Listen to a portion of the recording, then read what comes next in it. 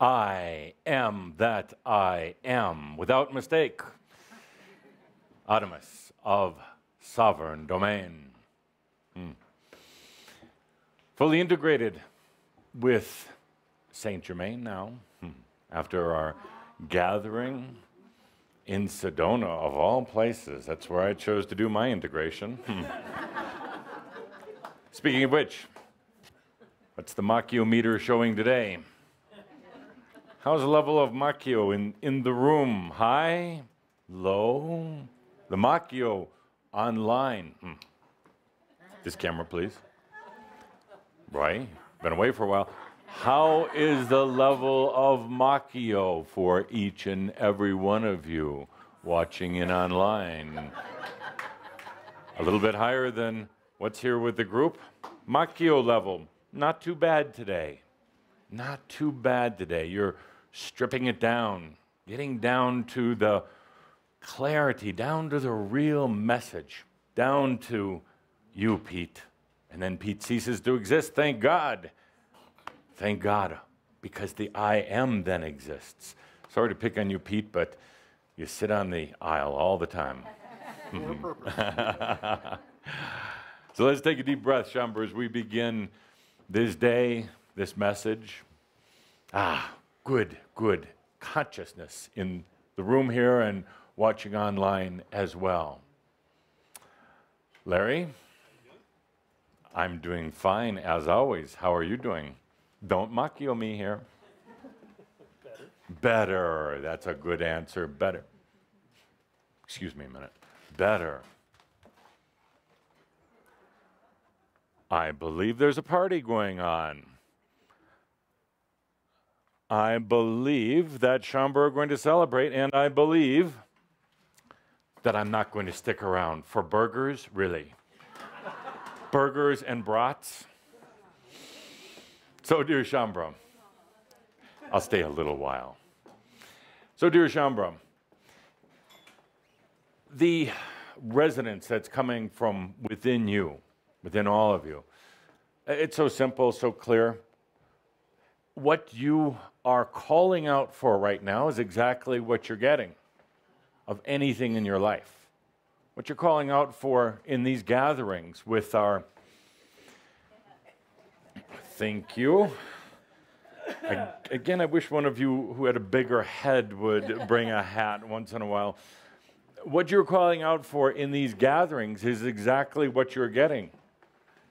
It wasn't time to get Saint Germain. It was time for, well, Adamus. Adamus, the proprietary blend of Shambra, of you, of dear Linda, of Andra and An, of all the Crimson Circle teachers, certainly of Cauldra. And this is what you get. Thank you. Thank you. So, dear Shambra, thank you.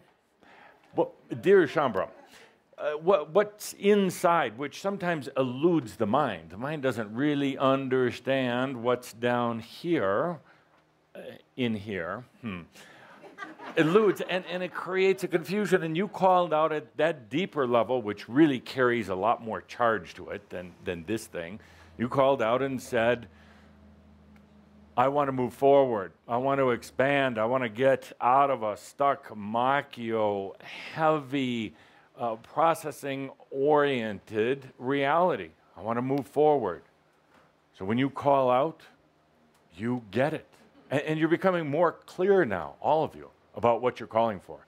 You have to go through the exercise of writing a book. It wasn't so much about the book. It was a great opportunity for you, Master Todd, to strip away some of the old stuff. You stripped away many lifetimes of old identity, Machio, as you discovered, old truths, old cliches that just didn't apply in your life anymore. And you are so bold as to now share them with others.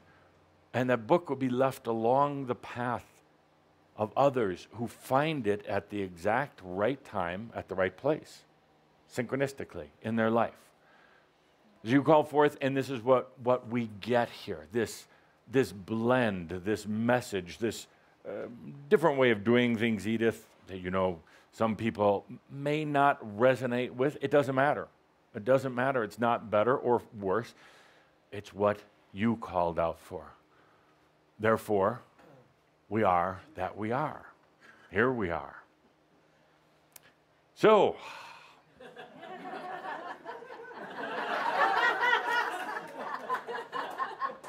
outrageous. Yes. You look like some of the French women I used to go out with.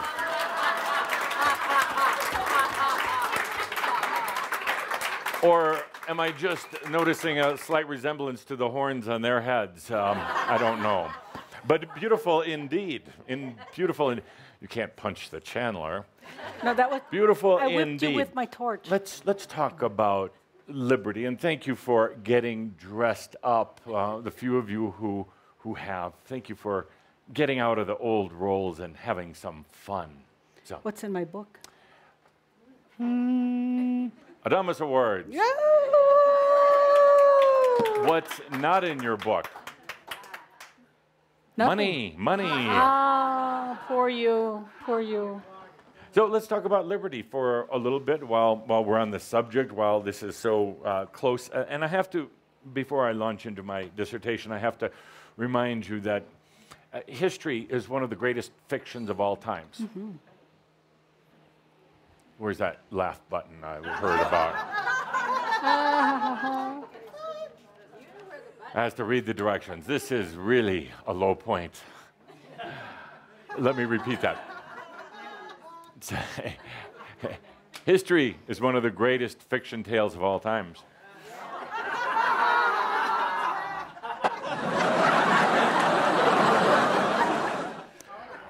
Not ready for prime time yet.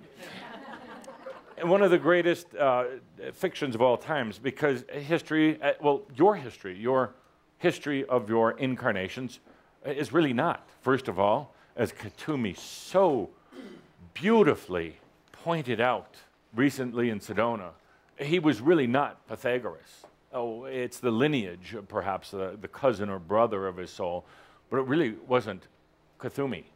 And he wasn't Pythagoras or Balthazar or any of the others purported to be. That's linear. That's a linear progression of the spirit, and true spirit doesn't progress linearly.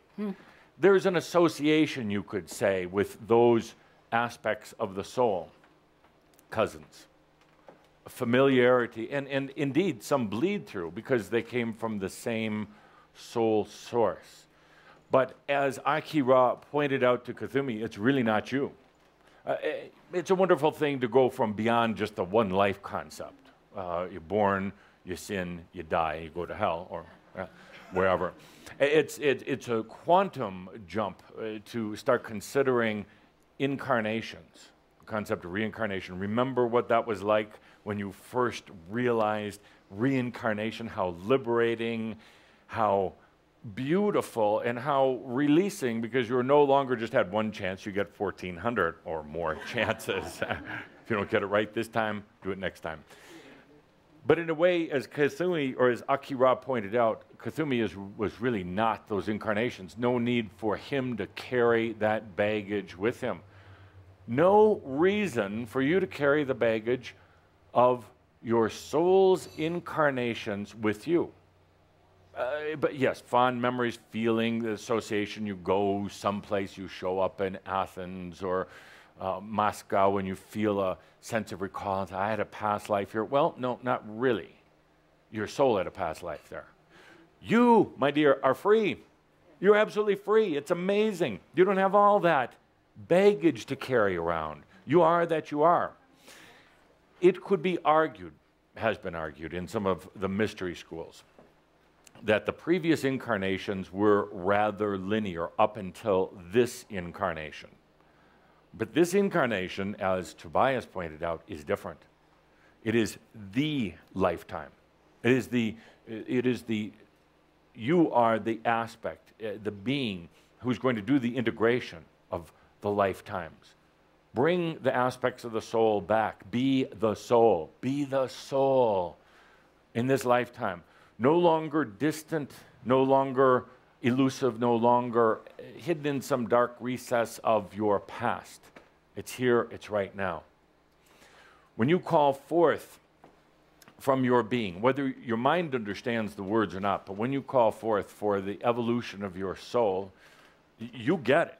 You get it. It may not always be what this aspect wants, what your mind expects, and sometimes I know you go into a sense of confusion, consternation, and frustration that it's different than what you thought it was going to be, but it's exactly what you need. It's exactly what you are choosing. This is it. Where we gather together like this, where we have some laughs, that's a miracle in itself, that spiritual beings have learned to laugh again. Funny. Yeah. But let's get back to history. Let's get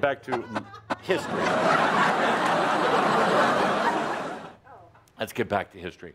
History is the greatest tale because it doesn't contain all the elements. It's often written, as what you say, by the victors. It's written by the scholars.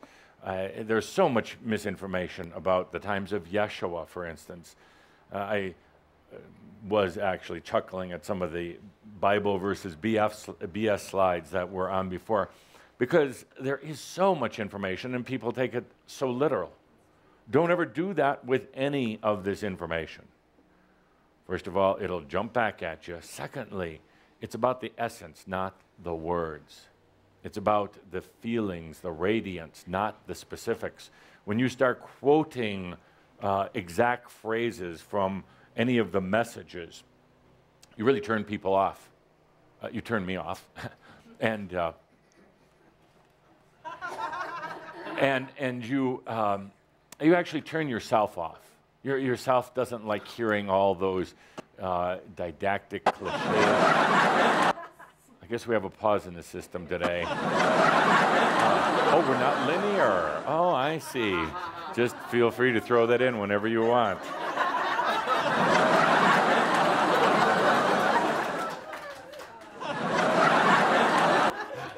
The history of this... I didn't do that. The history of this country is not what is written in the books. Well, some of it is written in the books. But the truth of this country, America, is really not in the books. Oh, it wouldn't have gone over so well, and ultimately doesn't really matter. Since we're dressed for the occasion, since we're talking about liberty, and since it is your sacred weekend. Oh, and Americans treat it so sacredly. Okay. And now, we're going to take this away. Don't give it to him. Jeez. The fox watching the hen house. No. Let's take a quick, brief look at the history. Europe was in turmoil back in, well, for as long as I can remember, but Europe was in particular turmoil in and around the 16 and 1700s. A lot of battles and wars, small, very powerful families controlling a lot of people and their lives, and it couldn't endure anymore. Something had to change. But the system didn't want to change. The system was rather happy with itself. But the consciousness of the land, the physical land, and the consciousness of the people on those lands was tired and done for a variety of reasons, which I'll get into in this dissertation. But primarily, it was at a point in the change of an era, a change of an era that you're experiencing now in its cumulative changes. There had to be a change ultimately in the balance of the masculine feminine, which was not very present in Europe at the time. Very male dominated, very masculine energies, even with some of the queens that I knew and worked with, they still were very, very controlled by the council of men around them. Europe at the time, although we put a lot of effort into trying to bring some balance, Europe at the time was not going to be accepting of the new understanding of spirit, of God. The church, which I loved dearly in its early days, please don't mistake that. I loved it dearly, as did you. I was part of the group, a large group, that helped to create it, that helped to bring in the energy of Yeshua onto this planet. And then, 500-600 years after the founding of the church, it started getting the corruption of humanity, of the sexual energy virus, and particularly of the masculine imbalance. The church took a stronghold all across Europe in politics, finances, absolutely in art, which was a shame, because as I've said before, art will save the world. It truly will. The church had a stronghold in government, and all the dealings of anything that happened, you could be sure the church had a hand in it, good or bad. Oh, they had a hand in some of the corruption and some of the criminal groups at the time. They had a hand in any dealing, any distribution of product, which is really distribution of energy. So it wasn't just the preaching of the sacred texts, which absolutely are sacred if you go back to pre-translations and beautiful things that are said in there. So there's this great imbalance that we're having difficulty resolving, always a fight against these other forces. One of the reasons why some of the groups like what's called the White Brotherhood was actually never called that. It was the Brotherhood. The Freemasons and the others were started so people really could study the mystics and so that they could actually get a job outside the church, kind of like a free union at the time. I dealt extensively with the likes of Madame Pompadour, Maria Josepha in Germany, Margot of the French regions, and many, many other of the feminine or the female royalty. Many of them had actually secretly attended the mystery schools. Most of them incarnate in Europe at the time, late 1600s and throughout the 1700s, had incarnated into the royal families, the positions of power, specifically to try to help change the balance of all that was taking place in Europe. When they, and when you, when I, and the others working on it realized that it probably wasn't going to happen, that it was more difficult to clear out the old house and to rebuild it, the house of Europe, we realized that there was a new land, a free land, that had been actually set up, preserved for a long, long, long time, called America. Doesn't matter who discovered it, Norway, but the point of it is that, they'll fight about that for eternity. The point is that we realized it would be easier to set up a new land, a free land, what was called the New Atlantis. It was easier to bring some of these feminine energies over here. And some of the women and others, women I just mentioned, were integral to setting up this country. Now, the history books talk about the signers of the Declaration of the Independence and the Constitution, and you know a lot of men's names. They came in later. They also, a good number of them, understood what was happening. They understood that it was these women of Europe, wives of the kings and the princes and the barons and the counts, that were helping to create this. America would become a beacon. It would attract people ultimately from all around the world. The only way this country could have worked out was to have people from all the lands of Europe, and from Africa, and from Asia, and eventually what you now call South America. And it would be indigenous, and it would be ones who had been on Earth for a long time, and the new ones. They call it the melting pot, but it had to have that balance. Had to have the balance of feminine energy here. And it had to be tolerant, even of religious organizations. Had to be tolerant of the church.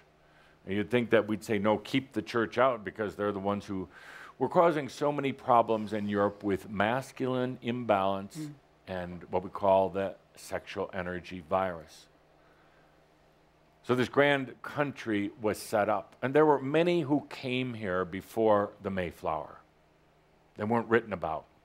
There are many who came here to energetically prepare this land.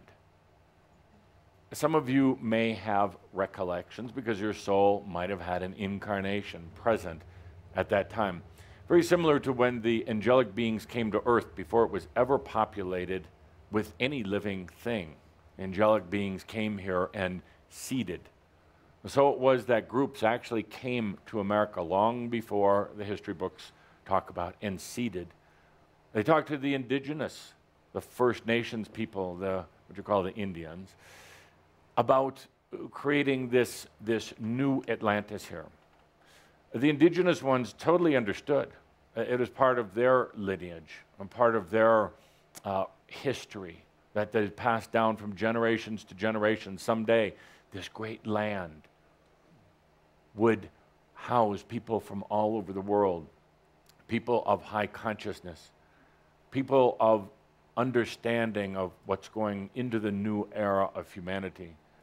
And the original dealings with the indigenous ones were favorable and fair, equitable, and truthful. Unfortunately, later on, it turned out that some of the indigenous didn't really want to give it up as they had agreed to.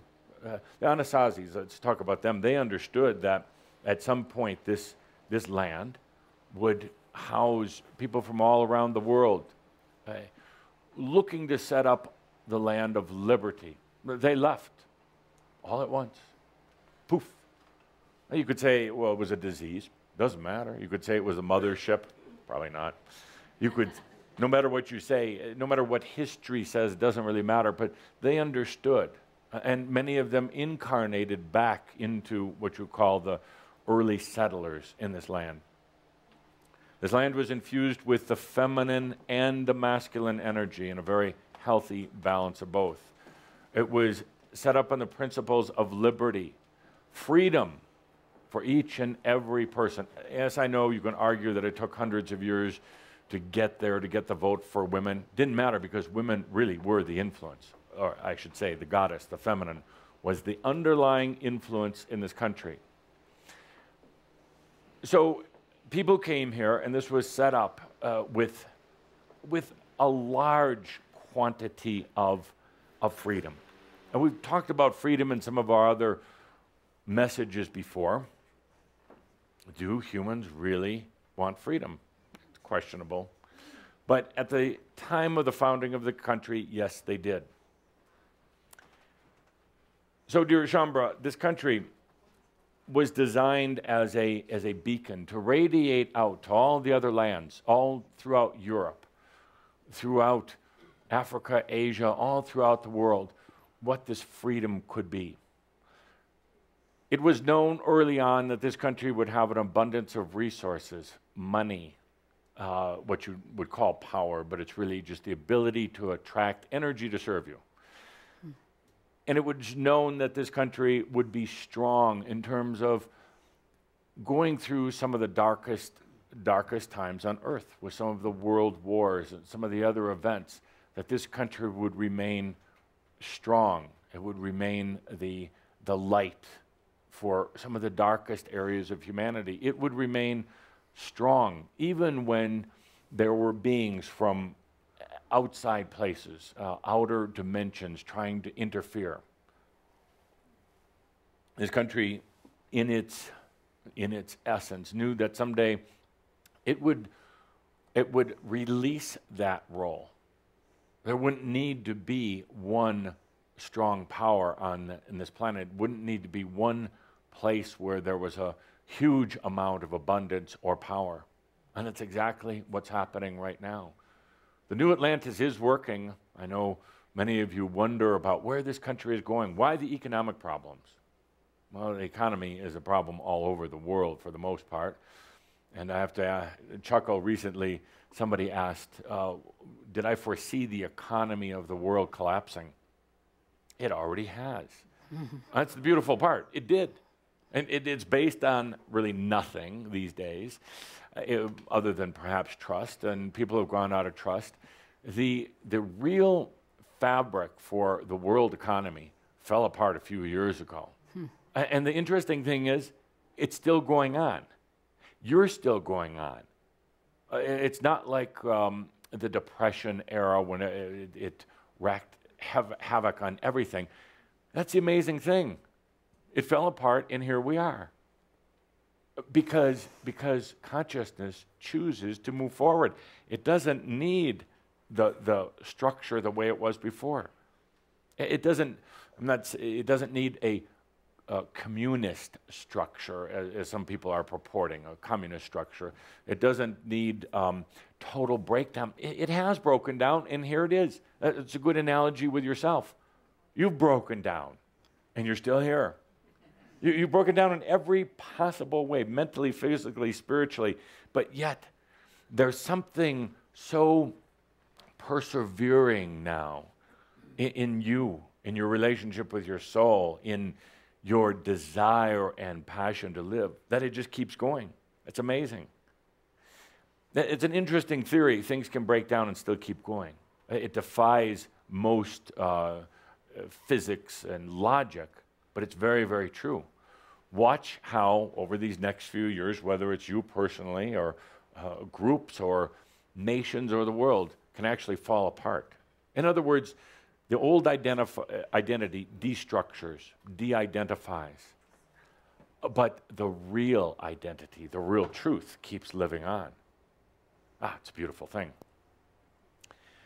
So, dear Chamber, let's take a deep breath with that. Now, bear all this in mind. We're going to connect the dots here because they all do tie in together.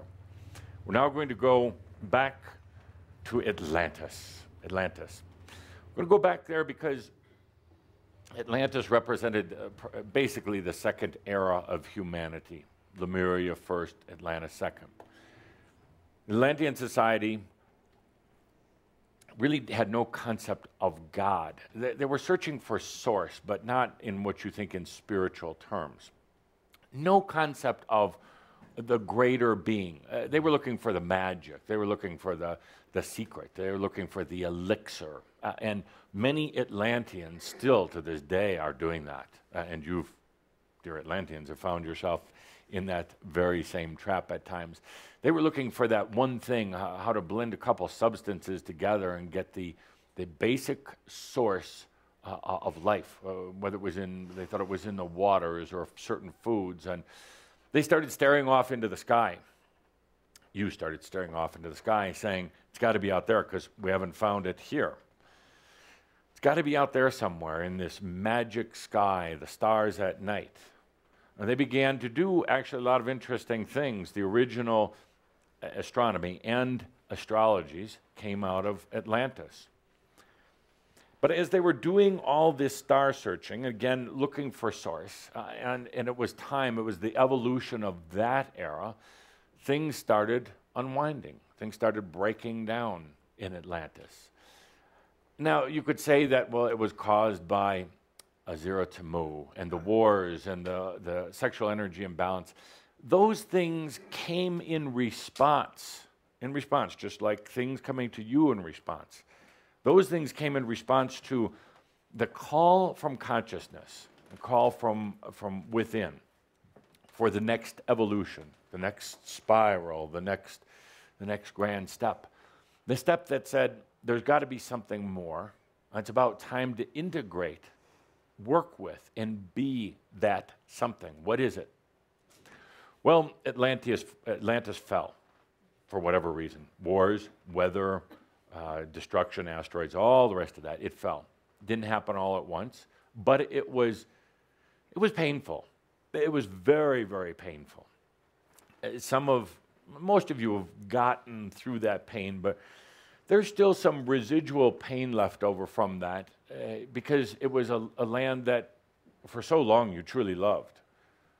Atlantis was a place of communal society, meaning that you lived together. There was no individuality. There was no uniqueness. It was the big one. But your children were raised in community. It was like one great big kibbutz. We're not doing funny anymore, are we? But that was funny. It was one great big one great big commune. As that started to fall apart, for good reason, started to deteriorate. The Atlanteans, the humans that were left, went underground. They did indeed. There were very, very few who could even survive on the surface of Earth at the time. It was violent with fires and floods and storms, kind of like now. It was very violent. It was difficult. The beasts, the animals, had turned ferocious. The fabric, the energetic structure that humans had with animals had deteriorated. The animals turned on the humans and vice versa. Not very pretty times. Most of those who were left went underground. Now, there's an interesting metaphor there. Underground, sure, you thought it was to hide.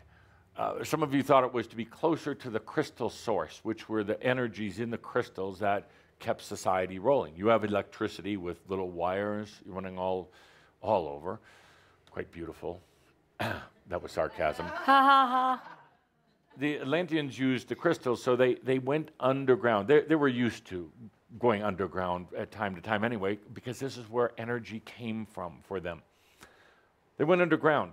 But the metaphor, the symbolism is very, very important here, because it was an evolution of an era. I've been looking off into the stars for the answer. It was time to get real, to get down into the ground, to get connected with Gaia. One of the problems with Lemuria is the spirit in a physical body was so light and airy and couldn't hold itself here, couldn't get grounded. And that carried over even into Atlantis. Now, by going underground, it really bonded that connection with Gaia. It was tens of thousands of years that humans lived mostly underground. And when the time was right, they began emerging. Ergo, the pyramids. That was the way of coming up. It was a type of protection and a housing. It was also a type of energetic focal point. The pyramids, my dear friends, for the most part, not all, but most, were built from underground up. History says, well, no, they had to take a bunch of rocks and pull them for thousands or hundreds or thousands of miles, rocks that were too big for even groups of men to handle. They built them from the underground up. There was still enough energy resources in the crystal structures in the ground, plus just the natural energy sources underground, thermal sources, heat sources, pressure sources. It wasn't all that difficult to build them from the ground up. And interesting revelations, now they're finding more and more pyramids buried deep below the ground. Well, that's not just desert dust that was covering them up. A lot of them, they're going to find that they were built from underground up. There were amazing tunnel systems running through these. What else did you have to do? Those 10,000, 20,000 years of time underground, build more tunnels, connect. There were grand rivers underground that carried goods from one spot to another. Plants, you say, well, but it's dark down there. No, it wasn't, because there was still enough crystalline energy, still is some, that it provided a beautiful illumination, a steady illumination, actually quite frankly more beautiful than the sun. It was a radiance. The sun has some very harsh lighting and harsh energetic effects. These crystal structures were beautiful. And they also, the Atlanteans knew how to use these to generate anything they wanted. It was their energy source. They could grow food. They could do healing with some of these. Not a lot of crystalline energy left in there other than one great big crystal in the center of this earth. It's not molten lava down there. There's a huge crystal in the center of the earth. Still there. That's a good thing. That's what allows you to be here. So, to the point, these crystalline energy, the energies in the crystals began to leave a long time ago, and all that appropriate because humans called for it. It wasn't because you were bad and these energies didn't like you and they left. It was appropriate. It was transition because ultimately, dear David, dear Penny, and Edith, my dear Edith, a kiss today. Because ultimately, it's about realizing that it's here, or the nothingness is attracting it here. The I am is attracting it. So, next step, humans start emerging from underground. Traumatic at first, difficult. There were actually many beautiful things about it. There were gardens under there. There were beautiful gardens. Some of these grand gardens they tried to recreate later, the gardens in Babylon, were trying to be a direct replica of some of the beautiful, amazing gardens that were underground. Now, don't get all caught up now and think you have to go home and buy a shovel and start digging. It's about living right here, right now. I could just hear some of you, yes. And if I was a better marketer, I'd come up with a special Adamus shovel for your macchio. Ha ha ha ha ha. Tough audience.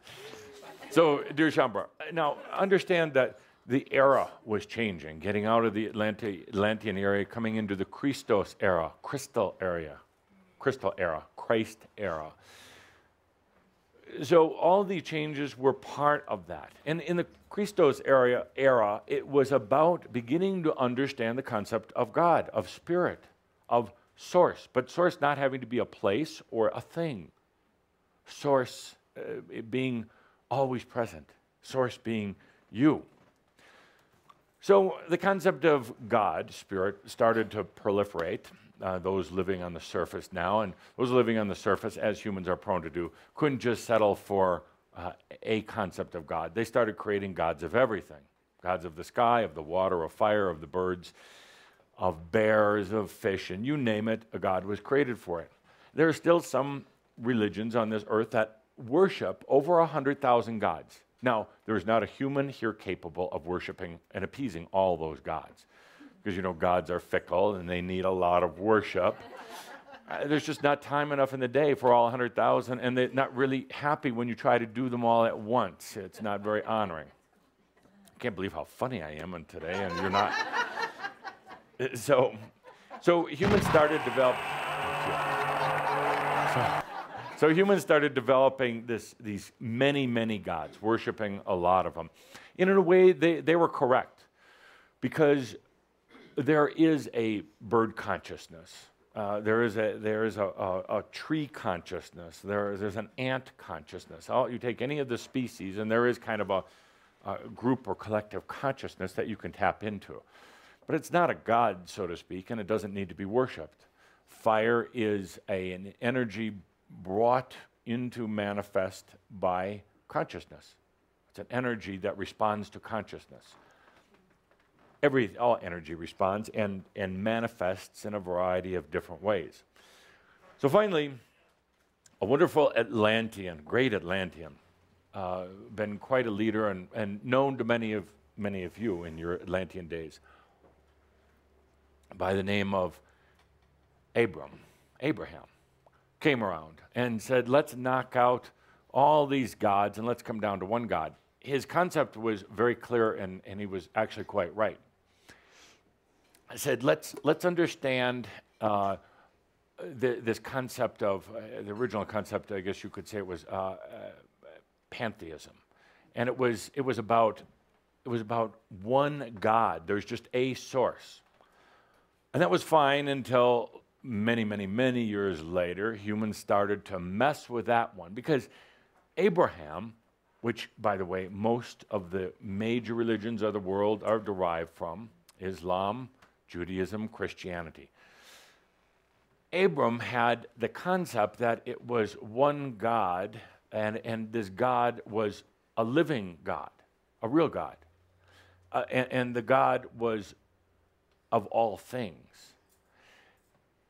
Man distorted that later on and started putting it as a God somewhere else, and that wasn't meant to be. The churches started saying, no, one God absolutely makes it easier on all of us. But that God is somewhere else. God is off in heaven and not here. That really kind of threw the change of this era out of balance in a way. Another way, it provided some good experiences for humans. But to this day, God has remained out there. Can't be so anymore. Cannot be so anymore. Because as this new era, which we call the new energy era, is evolving, is taking shape. You can't have a God that's someplace else. You got to bring that God home. You got to bring that God here. And that's exactly what's happening on your planet right now. If you want to clear aside all the clutter, all the philosophical, political, and economic discussions, can really get it down to one basic thing. The evolution of this era is about the I am God, the God that's present right here, not living off somewhere else, God that's manifest and walking on earth. This is not just a religious or spiritual trend. Matter of fact, let's remove that from the journals of spiritual or religious. It's a consciousness trend that's taking place. It has nothing to do with religions. Religions don't like it. Religions, as humans tend to do, they get very into their system, they get very caught in it, and then they power into it. In other words, there are certain people and groups, organizations with power. They don't want anything to interfere with that. Well, unfortunately, anytime you have a power structure, sooner or later it will come down, and that's a good thing. Anytime you create something with control and generally power, because control and power go hand in hand, it will break down. Anytime you create something in freedom and liberty, anytime you create something and give it absolute freedom, the same freedom your spirit and your soul has given you, it will thrive and it will evolve. And anytime you create something, a book or a project or anything, just a new identity for yourself, and give that thing freedom, it can endure through the most difficult storms. It can endure through absolute chaos. It can endure through the collapse of every other structure. Actually, in a way, it does better in those situations because it is a free expression of spirit. It has liberty, it has grace to it. So if you're actually wondering about your own life, your own creations, or your own I amness, remember that. It's something we are doing with the Kihak 99 group. They don't know it yet. So, dear Shambra, this isn't a spiritual or religious change of era, and it's a consciousness change. And it's ultimately about if you look back into the history of humanity, finally the understanding that God, Spirit, is present right here. As a matter of fact, dear Shambra, it is a living God. It is the era that you've helped to create. And a lot of people, a lot of groups on earth don't like it one bit.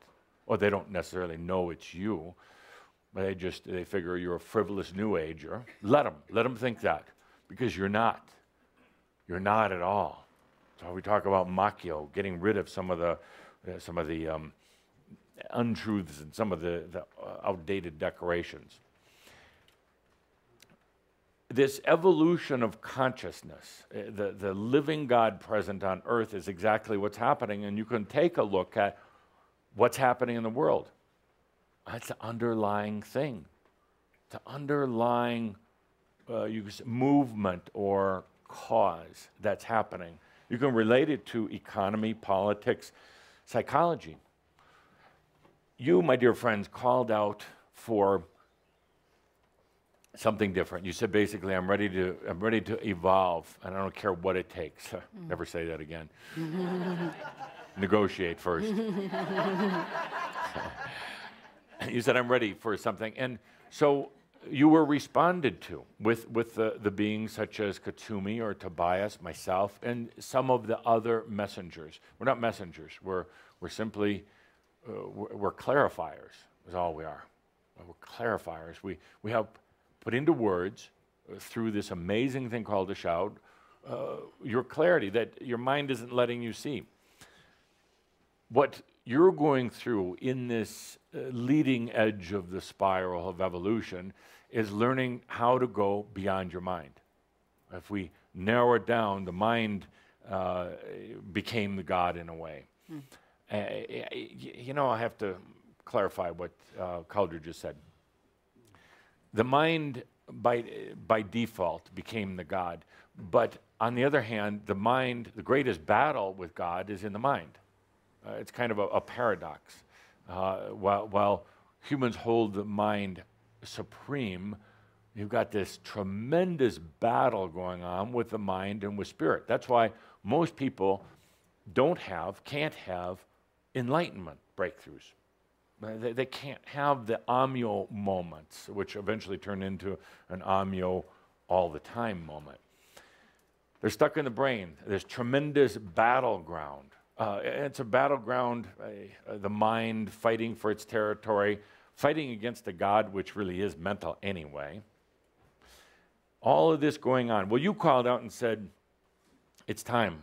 I want something different. So we respond. My biggest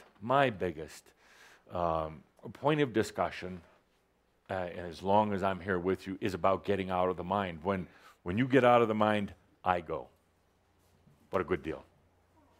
No, I go the way I connect with you now, but no need to be doing this routine that we're doing. Because suddenly you trust yourself so much you don't need to have this separation. And it's still what it is. It's a separation. At some point, you absolutely integrate it. A good example, most of you integrated Tobias. Now, Tobias is a soul being, obviously, living an expression as Sam right now. But this essence, you didn't need the Tobias sitting on the chair with the eyes closed and delivering the sacred messages with all the fluff and puff around it. You didn't. Tobias responded to you the way you needed to be responded to. 10 years ago, that's what you needed to see and perceive. Today, you get me. It's a little bit different. So, back to the point. My biggest issue is working with you on going beyond the mind. And it's tough. It's really tough. Put yourself in my sandals someday. Because the mind holds on, and the mind tries to figure everything out. And there are moments when you slip beyond the mind, but then you pull back right away. You say, oh my God, I'm losing my mind. Well, yeah, that's what we're here for. That's what it's all about. Some of you are so afraid to go beyond the mind because you don't know what's out there. You don't know what's in that darkness beyond the mind.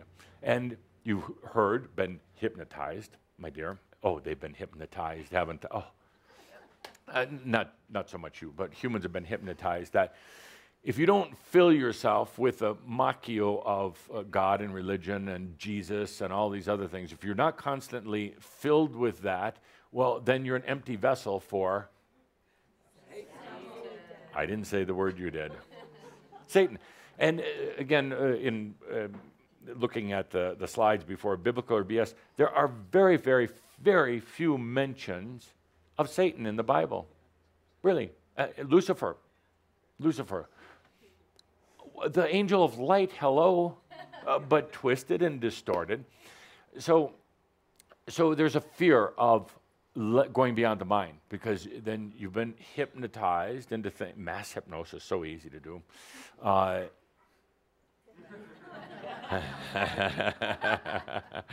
So easy to do, because the mind is like it's fertilizer for the hypnosis. The mind is fertile ground, ready. Oh, it so much wants to be hypnotized.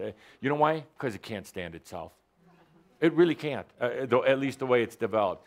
So it makes itself vulnerable to hypnosis, so it doesn't have to deal with itself. It's very susceptible to hypnosis. Was that funny? No. So they thought it was, I didn't.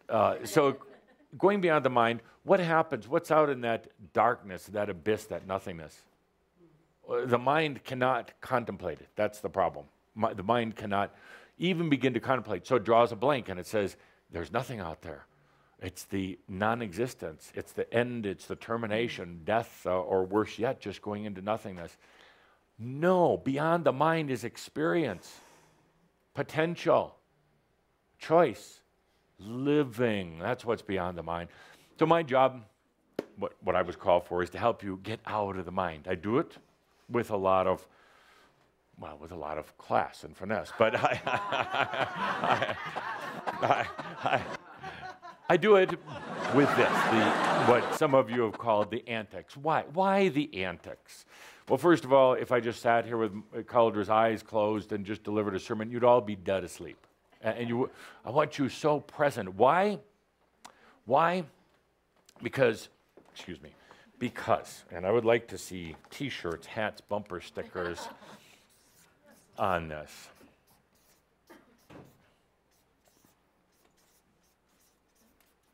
And this is the era of spirit is present. Spirit is present. It's a catchy little phrase. Spirit is present. Can't you just see it, Art? Yes? T-shirts? Yeah. Spirit is present. That is the era. It's the era of integrating. It's the era of bringing. Give it to somebody I can trust. Okay. It's the era of bringing spirit here to earth, in this lifetime, in this body, in the now moment. Present. Spirit is present. Present means right now, not later, not studying for it, not aspiring to it. Spirit is present in this room. Now the mind says, well, I'm not quite spirit yet. I'm not quite ready. There's got to be something else. But then you set up that dynamic, because that's what's coming from here. You set it up, and so there's always that next thing. There's always that waiting. Your mind sets it up, because the mind cannot fathom spirit being present. Why? Because it loses control, thinks it's going to go out of existence. You've actually programmed it for control. You kind of gave over to the mind. You said, you take care of things, I'm going to go take a long nap. But now, damn it, you're waking up. You're waking up. The mind doesn't know what to do. It's so damn confused. You're waking up, wanting more. It's been told that it's in charge, in control. It's been hypnotized now, ever since the times of Atlantis. But there's more hypnosis going on, literally, in the last 50 years of humanity than all the times of Atlantis combined, and on all the times on Earth combined. Tremendous programming going into this. So how do you get out? How do you get into yourself and out of the mind? As I've talked about to you, to the mystery schools, don't try to figure your way out of your mind.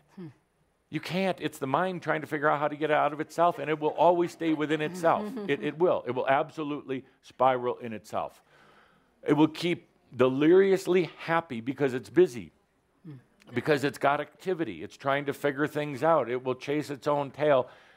And at the end of the day, exhausted and tired, it will say, see, I'm really working hard at this. I deserve accolades. No, you deserve to be shot. You deserve to put an end to that. What did they say? If you meet Buddha on the road, kill him. Oh, well, Absolutely, absolutely. Why? One word, starts with an M. Machio. Machio and mind. They both start with an M. Spirit is present. That's the era. And that's what you're beginning to live. But you can't think your way into it. We can't actually lecture you through it. And actually, we're not even trying. We come up here, we, me, the others, say some words, and hopefully there's some energy to getting through. Hopefully there's something coming through. It is the time for the living spirit on earth, present in the now moment. There's a lot of talk these days in the scientific circles. They're starting to come out with these amazing revelations that there's life force in everything. There's consciousness in everything. That's actually not true. Sorry. They talk about, for instance, there being consciousness in even a photon of light, because in the scientific experiments, they're seeing the photons now, tiny, tiny, tiny particles, basically non-physical particles. And they're amazed because one minute the particle's there, and then next minute it's not. Where does it go to? Just right next door, the next dimension. No different than walking out the door right there. And would you demonstrate, Todd? Would you walk out the door? Good. And then walk a little further out. Todd. Newcomers. They always sit on the aisles. Newcomers. So these photon particles go brave and loving. You want to go out there too? So.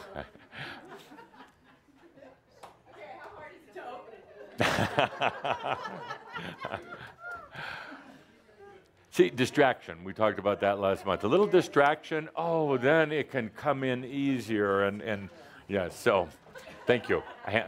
Thank you.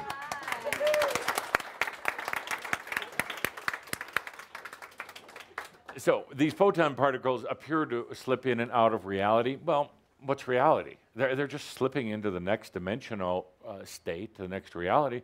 It's easy as taking a breath. And with the work that Andra is doing, it is about taking the breath. You slip into or expand into the other dimensions. No sense in just being singular in dimension. We'll talk about that in a moment. So the question becomes, do the photons or any of these other subatomic particles actually have consciousness? No, they don't. They don't. They're responding to your consciousness. And that's where the scientists are a bit mistaken right now, because, there's consciousness in light. We never knew that before. Because when I stand here and doing my experiments, I see these photons moving in and out and doing funny things. They must have consciousness. No. You, human beings, have consciousness. Everything else is a response to consciousness. Everything. Other people, yes, but put them aside for a moment. Everything else, including the animal kingdom, the plant kingdom, these things are all the response to your consciousness. You created them. Your consciousness is like it's like a multidimensional magnet. It's attracting and repelling. It's solidifying. It's deconstructing. All the time this is going on. It's coming from right in there. Is that worthy of applause? It's not? No. So dear friends, consciousness is constantly bringing things in, putting things out. My point here right now is that spirit is present. You are present. It's about finally in this era allowing yourself to be the living God. Not a conceptual God, not a mental God, but spirit present right here. That's the whole evolution, unfolding of this era. A lot of people will argue with you. They'll defend what they have. They'll ridicule you. They'll mock you. How could you ever say this sort of thing? But you know, the interesting thing is sooner or later, they're going to come to you, it could be lifetimes from now, and they're going to understand exactly what you were clear about, what you were radiating. what you were putting out. You doubt yourself sometimes. No, amend. You doubt yourself almost all the time. But you are right. You are correct. You're on the right path. You have an intuitive understanding of exactly what's going on. The mind doubts it. The mind then gets all infiltrated and polluted, and it tries to pull back, and then you're really unhappy, you're miserable, your energy levels are bad, you know, it seems that everything is falling apart because of that doubt. I won't get off onto that today. We've already talked about Amyo. But you're on the right track, undoubtedly. Truly, absolutely, truly. And the funny thing is, you know it. When we sit here like this, instead of filling you with even more Makyo, we try to strip the Makyo away. Instead of getting all heady here, we do antics to get you to finally go, I knew it. I always known it. Damn it, why did I doubt myself? It'd be so much easier, a lot more fun if you stop the doubting. What's keeping you from absolute enjoyment from Spirit is present? Couldn't you see it as a big bumper sticker on the back of your car? Spirit is present in the car, driving at that moment. On your t-shirt, Spirit is present in this body. Wearing the hideous t-shirt, Spirit is present, baseball cap, right in your brain. Spirit is now present in my brain. I don't need the brain to be pushing Spirit away. Spirit is present in this beautiful now moment. So, question is, how do you get from here to there? What's that leap? Well, there actually really isn't. What do we do next? How do you get Spirit present in the body? You're the pioneers of new consciousness, but yet still not living it full throttle, still not living it high definition. You're assimilating some of it every day a little bit more, getting past some of the old barriers. But how do you live it? Well, you breathe. You integrate it. You integrate it. Now, I've gotten letters, spiritual letters, energy letters. Say, I do breathing, but nothing is happening. Wrong. And don't even worry about the way you're breathing or how much you're breathing or not breathing. Something is happening. The mind doesn't necessarily see it because the mind doesn't see Spirit at all. The mind will have an experience with Spirit, but it doesn't necessarily perceive its workings that are happening in your life, Mary, that are happening in your body. It's a funny kind of thing. You say, well, I'm breathing and nothing's happening. Well, it's happening, it's right there, but you just haven't allowed yourself to see it. And it is happening, it's shaking the crap out of your life, which is kind of what you wanted. And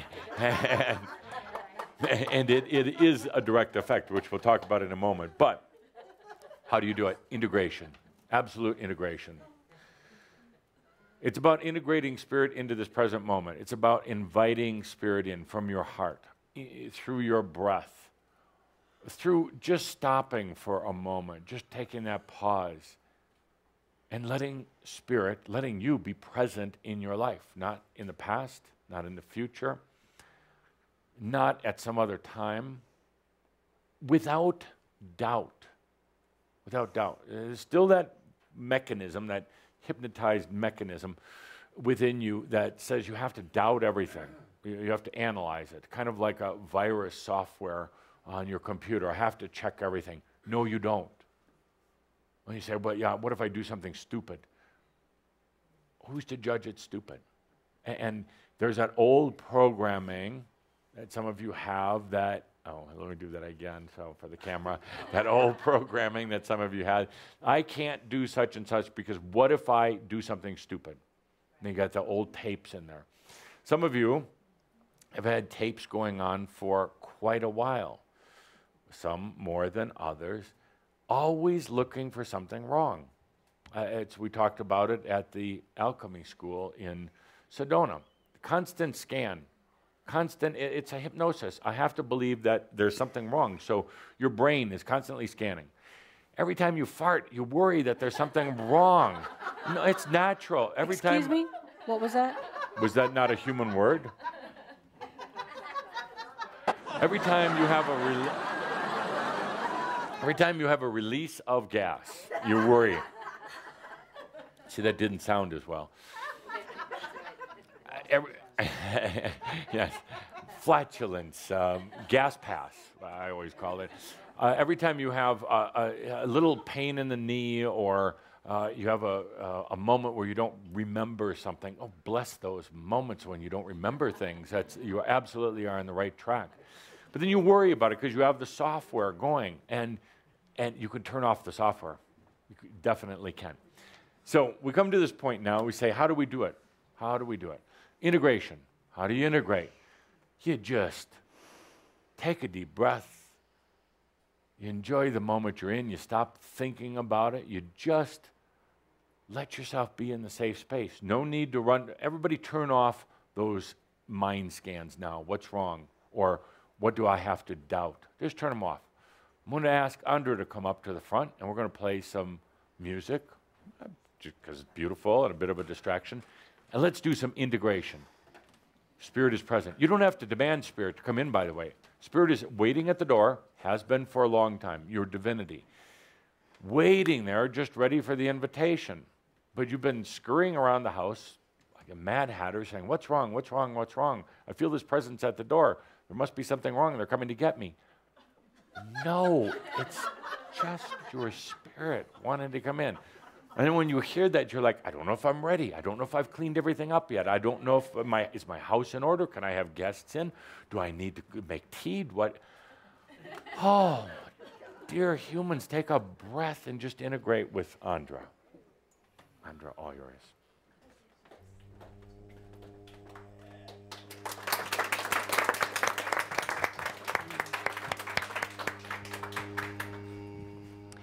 This moment is yours. It's your creation. Are you willing to receive? I invite you now, as you feel your body relaxing, allow this, allow. Just feel this. Notice how the music can take you down, down, deeper, deeper, down. This music was breathed into creation in the King's chamber. You have a grand chamber within you. Will you sit there now, deep, deep in the core? Feel that. This exquisite space, deep and still, as you breathe in through your nose, flowing all the way down, all the way down. Feel this, for in the pool of you, the core of you, is peace. Peace beyond the mind's imagination. Stillness. In that stillness, Spirit waits for you. Are you willing to receive each breath flowing deep, deep, deep, deep? Just receive. Just receive this showering of love, showering of compassion. Are you willing? Are you willing? Let go. Let go. Stillness. stillness. For the body can breathe, receiving, caressing your own spirit, and then releasing.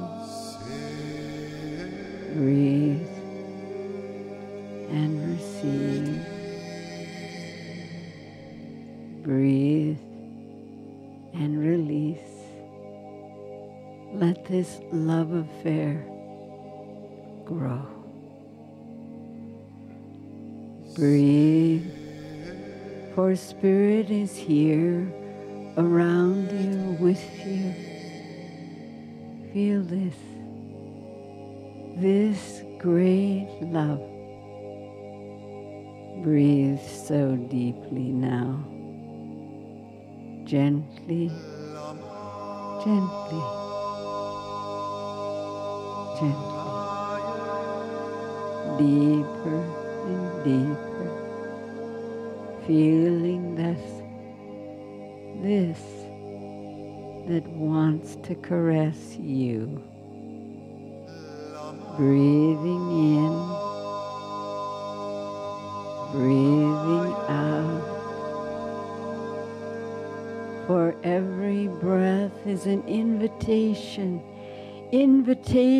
for Spirit to come. All that I am, all that we are. Breathe and receive. Deep, deep, deep into the miracle of you. Breath at a time. Breath at a time. Become a flowing vibration, a living essence, human and spirit, so blended, so exquisite. Are you breathing me, dear Spirit? Am I breathing you? Deep, deep I sit in the core of me, for together we breathe every breath, the fragrance of us. Are you willing to receive the fragrance of this divine creation? You and this essence of you. Yes. Yes. Now, Andra, something that you've been contemplating for a while. Not so sure if you were ready to do it. So, how do you do breathing with, let's say, an advanced group like this, an enlightened group? How do you do breathing without the word? I'll let you try it here. The music keeps going. I'll give you a few hints. It's done in the eyes. It's done with the gesture. It's done with the breathing motion into the body, but no words. So, continue on.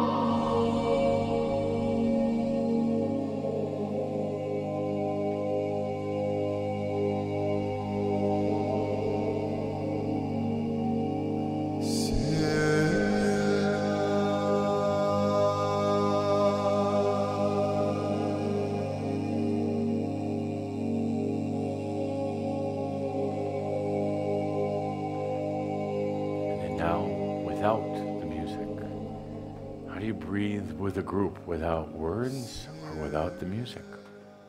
With this group, pretty easy.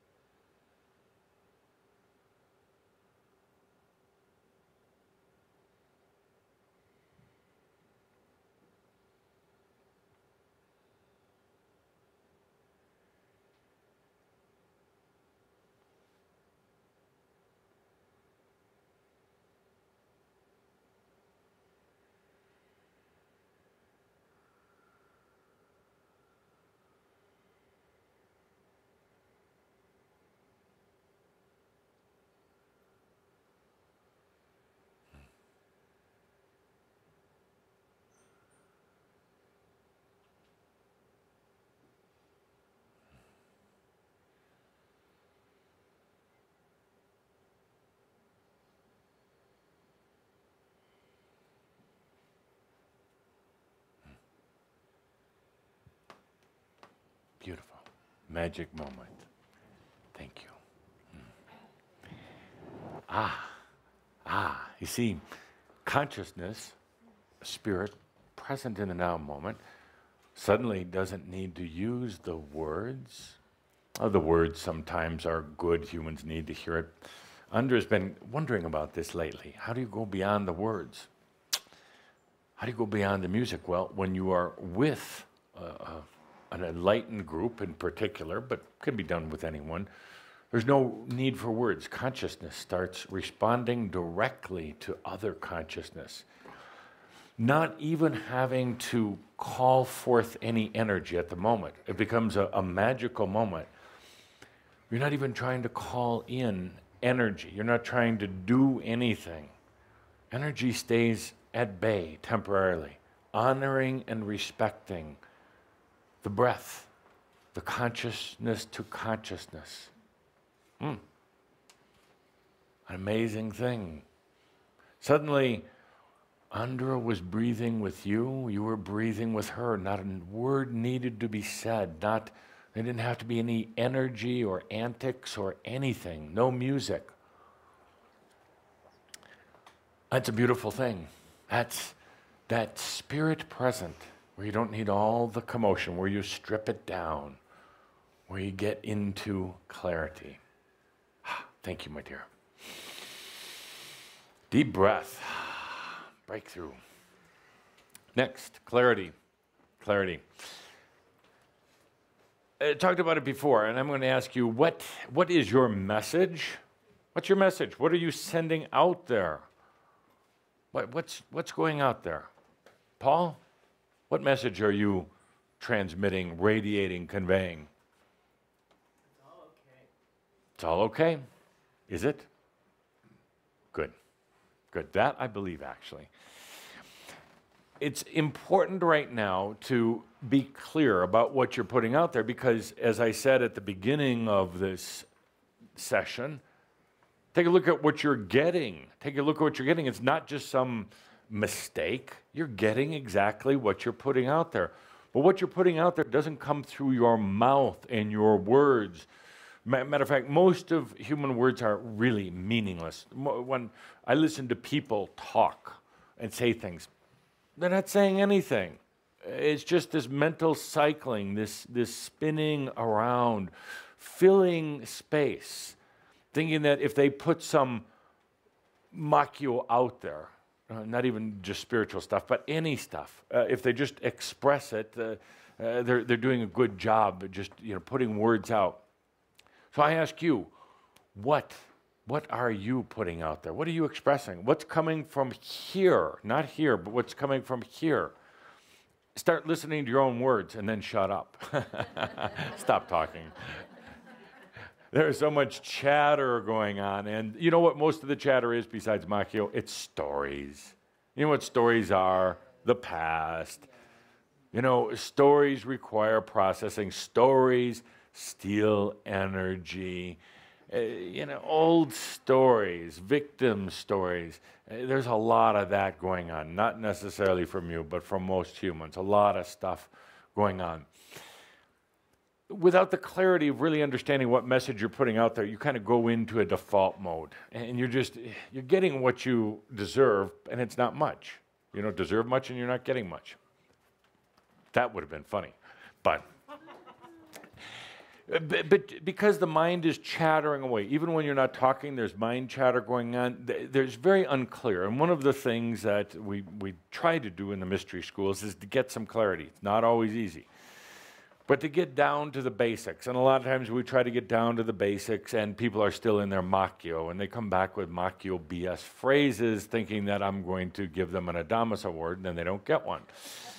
But, dear Shambra, you should get one today, just for your costume. Frederick, yes, yeah. Yes. So, most of the time, you're really not even clear. And when you think about it, it gets even more unclear. But this is what you're radiating out there. And this is what draws things back to your life. So what are you putting out there, Bonnie? I'd like it to be light. No, not what you'd like it to be. What are you putting out? And we'll need the microphone. We're going to pick on Bonnie for a moment. Norma has it. So what are you putting out there? Not what you'd like, but what are you transmitting right now? Let's say I'm just an entity and I don't understand human words at all. They don't make any sense to me. I'm from some far-off planet. What are you transmitting energetically? What are you transmitting through your consciousness? Okay, if it's not light, it's brightness. That's what you're transmitting right now. That's what I would be feeling if I was some alien, never been to Earth, and couldn't see you, couldn't hear you. I'm just feeling your essence. It's brightness. And everything in your life is bright. I like it, yeah. Sorry, but it is. It is. And if you can't get naked here, where else can you get naked? What a lot of Really? people... Do you want the answer to that?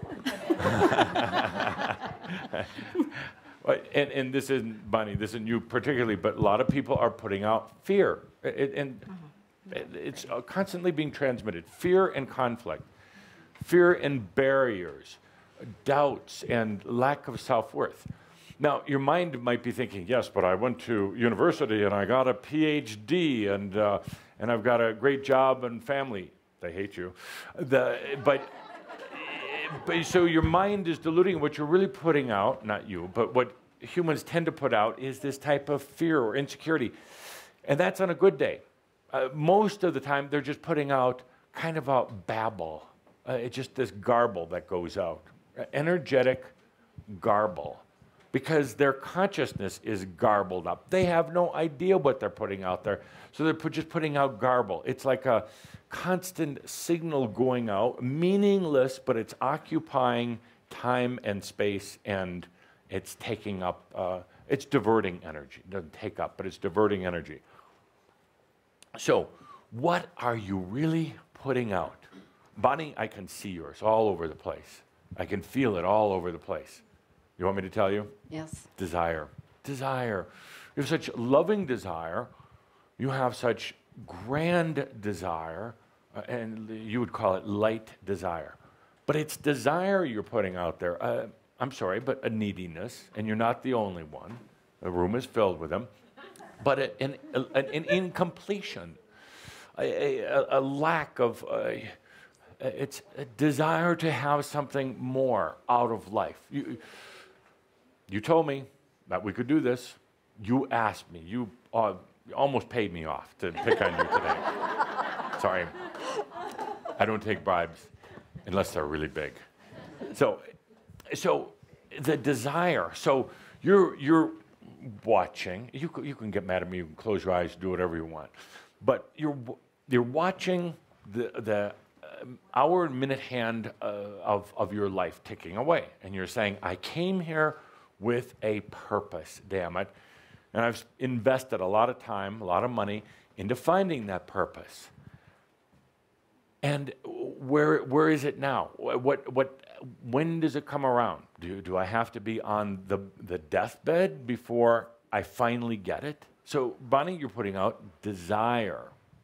You're putting out desire.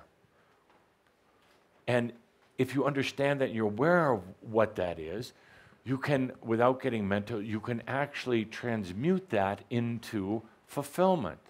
You can actually have this spirit present in your life right now. It doesn't have to be a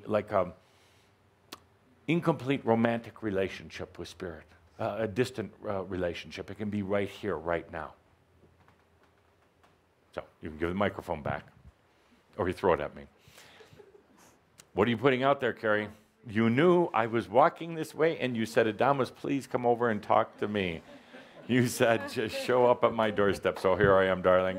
Where are we going with this? I probably insecurity. Insecurity. Yeah. Yeah. Let me feel.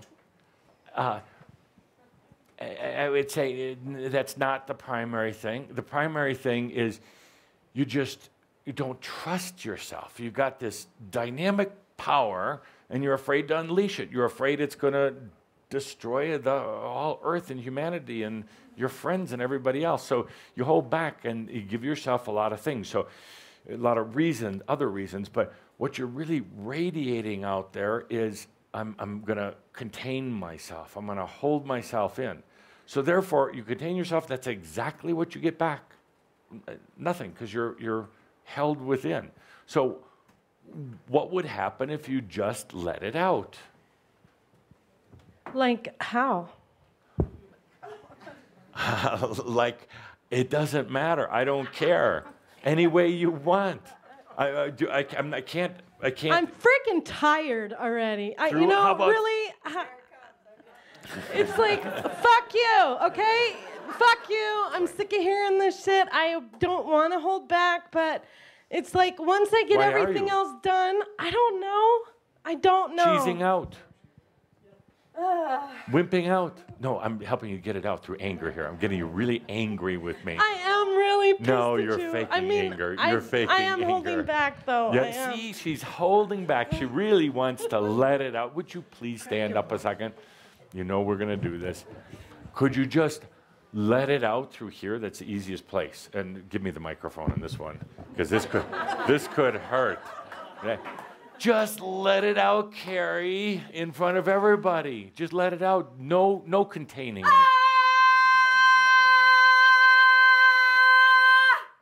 Kind of wimpy, yeah. Oh, you're too easy, dear friends. That was not that good. That was, come on, up here, all the way up. And once you let it out, you combine a little anger with some humor and letting it out, and there's no need to contain yourself anymore. So let it out. I mean, that wasn't big. That felt really big. Scream. Scream. Girl.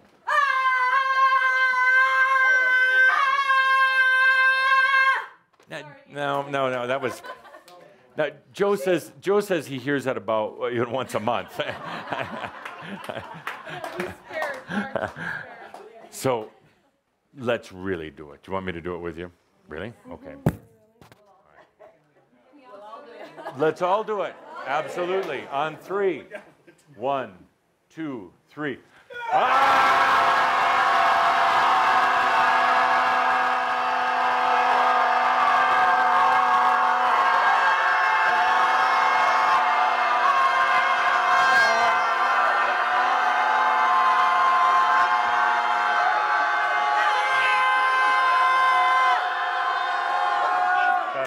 Better. Good. Thank you.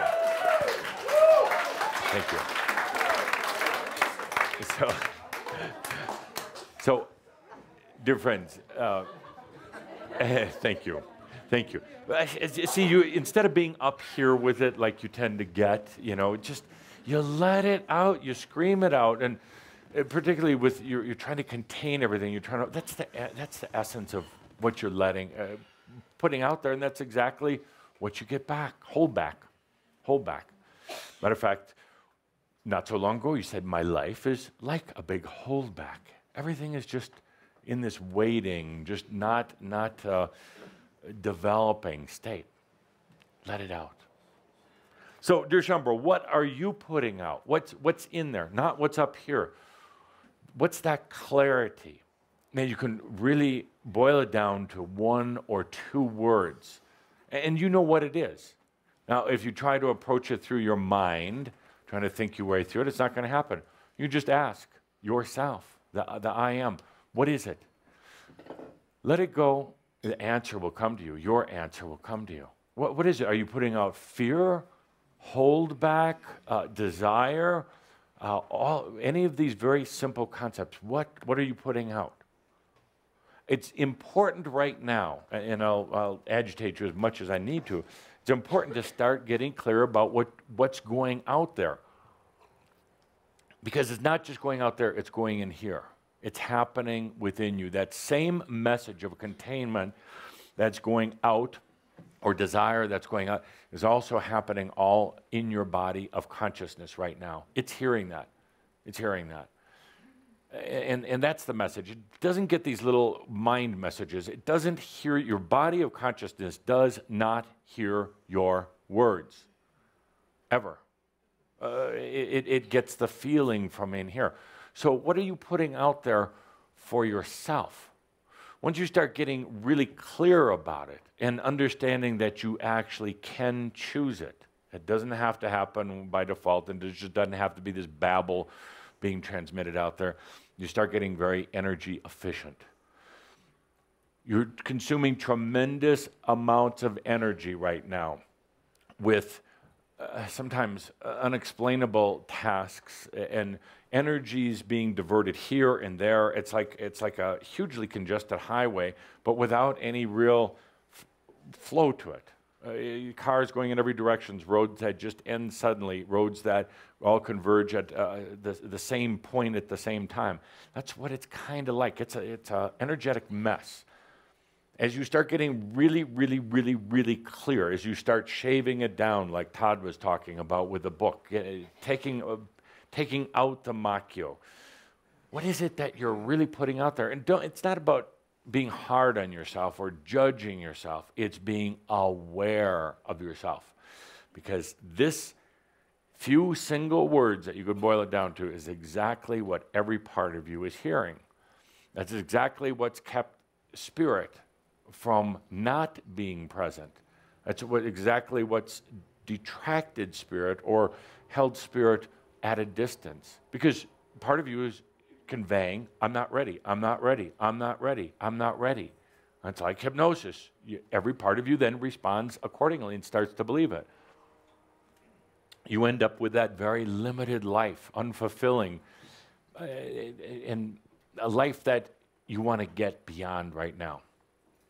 There's a message in all this. As you get into that clarity, what am I really transmitting? You can change it. You can change it, not through up here, but through here. Up here is kind of involved, but you change the feeling. I wanted Andra to do this wordless breathing here because you didn't need the words. And suddenly you were breathing with her, she was breathing with you, with breath joined together. It's the same with understanding your clarity and what you're putting out there. For instance, you could be putting out the desire message to others, to the world around you, and to yourself. Once you recognize that, say, no, feel into that desire message. What does it feel like? Well, it feels needy and incomplete. It has a certain, I guess you would say, melancholic feel to it, but it gets old after a while. Desire can have a bit of, I guess you'd call it false romance or a sensual nature to it, but after a while, it's very tedious. So what do you want to transmit? What are you going to really feel? It can be fulfillment rather than desire. And if you feel into it, not think it, not write it on a piece of paper 1,000 times, not run around telling everybody about it, but you feel what is fulfillment? What is spirit being present in my life? What does that feel like? Then it starts happening. Then even your mind starts kind of getting into it. And the mind starts saying, this is pretty nice. And when the mind does that, the mind then starts integrating into the body of consciousness. And suddenly you're clear, and suddenly that's exactly what you start attracting. Everything that's fulfilled, everything that's complete, everything that's just here for the dance, just here for the celebration, not here because it's incomplete and it has to somehow try to make amends. Just here because it's spirit in the present. In my lifetime as Count Saint Germain, it was said, and mostly true, that I could compose a letter, write a letter in one hand, write a score of music, a symphony or an opera in the other hand, have a conversation with 2 or 3 people, all while sleeping. So you were a female.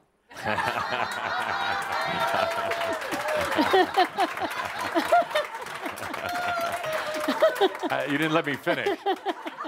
Without complaining. Oh! Ooh! Ooh! You don't have a boo button. There's no boo on that button. Ooh! All, what I meant to say, all while absolutely enjoying every moment of my life. And it was partly true, mostly true. Here you are, very singular beings, sometimes maybe dual. You can drive a car and talk on the cell phone, which I'm amazed sometimes. But you can do 1 or 2 tasks. You can talk on the phone and cook dinner. You can perhaps do a little typing on your computer while listening to music. Why? Why? Because you've been programmed that way, and because your energy channels, the flow, your energy distribution in your body of consciousness has it set that way. That's wrong. There is no reason why you shouldn't be able to do many things at the same time.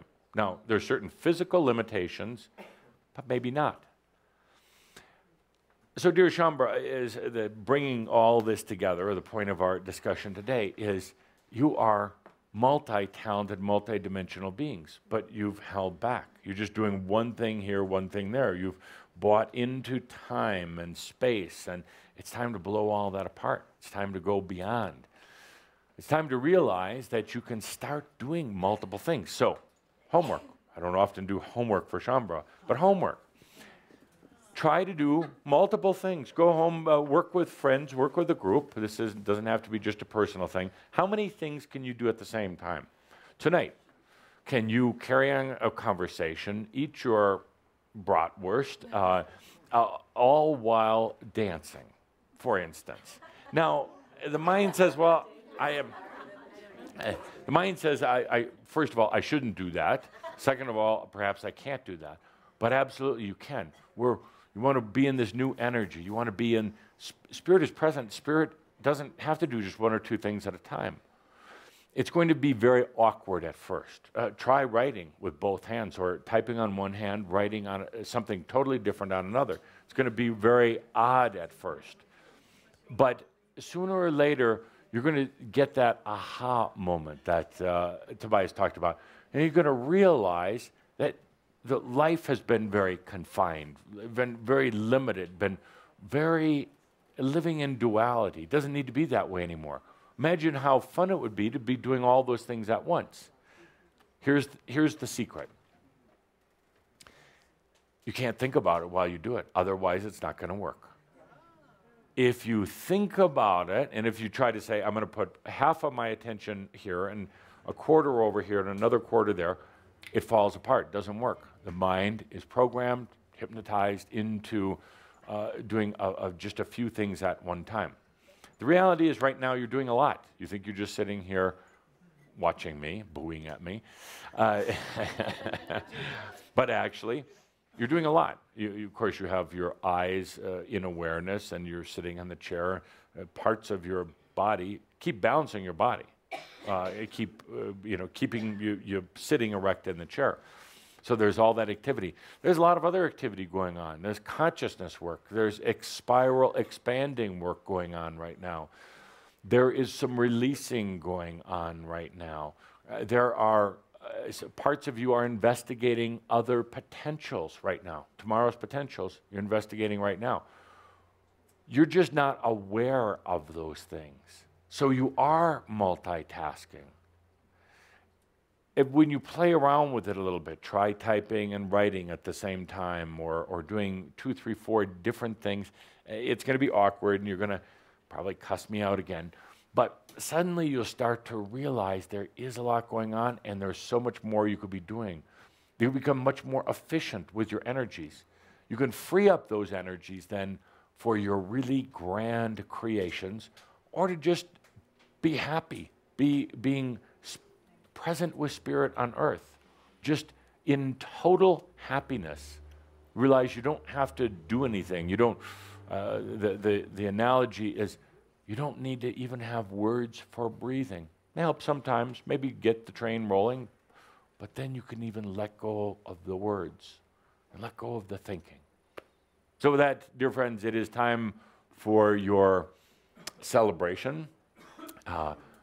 My dear, you look adorable today. Yes, yes. And I would have to say the designer of the great lady would be so impressed with you.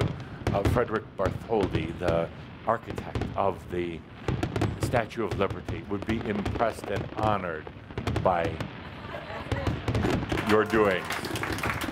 So with that, dear friends, have a grand celebration.